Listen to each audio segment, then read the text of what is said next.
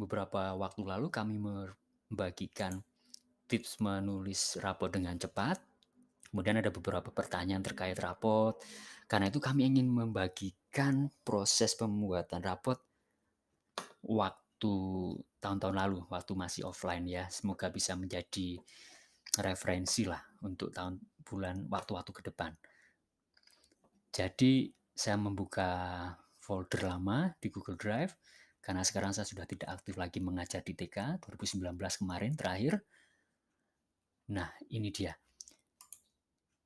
Waktu itu di sekolah saya, kami tentu saja menggunakan kurikulum 2013 yang melihat pada kompetensi dasar. Kemudian semuanya ada di sini, betul kan? Bahasa, keaksaraan awal, emosi, sampai seni. Ya kan, sini ada indikatornya juga, menghargai penampilan karya seni anak lain, menghargai penampilan. Nah, tetapi di sekolah kami waktu itu menggabungkan kurikulum lain yang dirasa sesuai untuk visi misi sekolah. Jadi, kalau di kurikulum 2013 ada 6, sosem, kognitif, bahasa, seni, logika, matematika, kurang lebih seperti itu. Di sekolah kami waktu itu mengkombinasikan dengan kurikulum lain dan menjadi kurang lebih 10. Ini belum termasuk agama. Berbeda Manuel? Enggak, ini enggak berbeda. Ya sedikit berbeda, tapi kurang lebih sama. Ini hanya lebih detail lagi. Sebagai contoh ini, representasi kreatif bukan cuma satu, tapi penjelasannya ada sampai 5. Dan menggambar dan melukis, misalnya ini juga ada levelnya. Masing-masing keterangan ini ada levelnya. Ini dia level-levelnya. Misalnya representasi kreatif, membuat dan membangun. Levelnya adalah level 1, anak belum mengeksplorasi atau belum menggunakan bahan-bahan, berarti dia level 1. Kalau anak menggunakan bahan-bahan untuk membuat atau membangun dengan minimal 3 detail yang ditunjukkan, berarti dia menyebutkan ada ininya, ini, itu detail. Kemudian ini yang ditunjukkan oleh anak itu ada 3, nah dia berarti masuk ke level 5 di representasi kreatif, bagian membuat dan membangun. Nah, ini kemudian menjadi kerangka kami untuk membuat RPPH, RPPM, RPPH, supaya anak-anak bisa mengembangkan kemampuan membuat dan membangun, menggambar dan melukis, dan setiap kali selesai kegiatan itu harian, kita membuat penilaian seperti ini. Kok pakai angka dan huruf Mr. Noel? Ya ini supaya lebih enak dilihatnya seperti ini. Inisiatif itu level A itu, keterangan A itu ini. Mana inisiatif? Ini dia. A itu menyatakan pilihan. Inisiatif A menyatakan pilihan. Inisiatif B memecahkan masalah. Nah ini namanya Buna. Saya blok supaya privasi anak tetap aman, tetap terjaga. Ini Buna, inisiatif A level 3. Apa artinya? Kita lihat. Inisiatif A, ini dia levelnya 3. Berarti Buna sudah menunjukkan kegiatan, tempat bermain, materi, atau teman bermain yang diingini dengan kalimat pendek. Ini biasanya bisa ditunjukkan saat anak ditanya mau bermain apa atau rencananya apa. Dari situ menjadi penilaian. Nah, ini kalau rajin dilakukan, maka pembuatan rapotnya sangat enak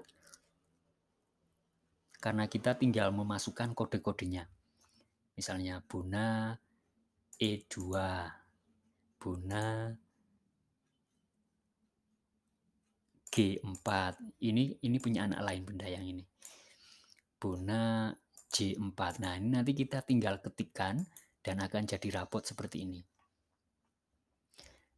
Kami juga punya program tersendiri seperti software yang kalau kita mengetikkan ini B3 nanti akan langsung jadi kalimat.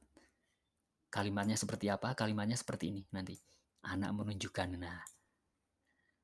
Jadi nanti kalimatnya kurang lebih seperti ini, saya copy. Misalnya di sini. Seperti ini kalimatnya. Nah, nanti kita tinggal mengganti anak ini dengan nama anaknya. Buna terlihat mampu menunjukkan kegiatan. Nah, seperti itu. Dengan jalan demikian, kita memiliki penilaian harian yang rajin kita lakukan, maka nggak perlu sampai akhir semester baru membuat rapot. Di pertengahan, di 4/5 waktu, kita sudah bisa membuat rapot sebenarnya. Selama ininya rajin ya.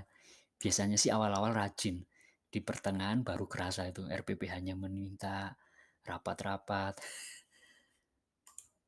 Nah, kurang lebih itu Bunda cara kami waktu itu membuat rapot. Baru setelah ini selesai, ininya selesai, levelnya selesai, kita memasukkan juga buktinya berupa percakapan anekdot atau ya anekdot biasanya kami pakai. Nah, ini pun kami menggunakan Google Keep seperti ini. Ini sebagian sudah saya hapus, jadi yang sisa aja ya Bunda. Nah, dari Google Keep nanti bisa ditarik, ini Google Keep juga Bunda, ditarik masuk ke sini. Sebagai contoh ini ya, ini saya tarik di sini deh. Nah, ini langsung jadi. Jadi kita nggak perlu mengetik ulang, tinggal tarik, tinggal memperbaiki formatnya. Seperti itu kurang lebih. Enak kan Bunda? Enak. Selama kita melakukan prosesnya. Mulai dari mengetahui goalnya, kompetensi dasar, mengetahui ini indikator perkembangan yang digunakan di sekolah, karena masing-masing sekolah berbeda, mengetahui level dari masing-masing indikator. Jadi ini harus hafal nih. Minimal mudah membaca. Kemudian setiap satuan waktu tertentu mengisi penilaian harian, penilaian mingguan, bulanan, maka untuk membuat rapot akan sangat enak. Tapi kalau kita nggak melakukan prosesnya, pembuatan rapotnya pasti susah. Ini adalah contoh rapot di sekolah kami. Beberapa Bunda tentu memiliki rapot yang berbeda, seperti ini misalnya. Ada yang menggunakan ini angka, tidak masalah, yang penting bisa menceritakan bagaimana perkembangan anak. Dan kita memiliki bukti tentang laporan yang kita berikan ke orang tua. Oke, itu kira-kira yang bisa saya sharingkan proses pembuatan rapot. Semoga bermanfaat.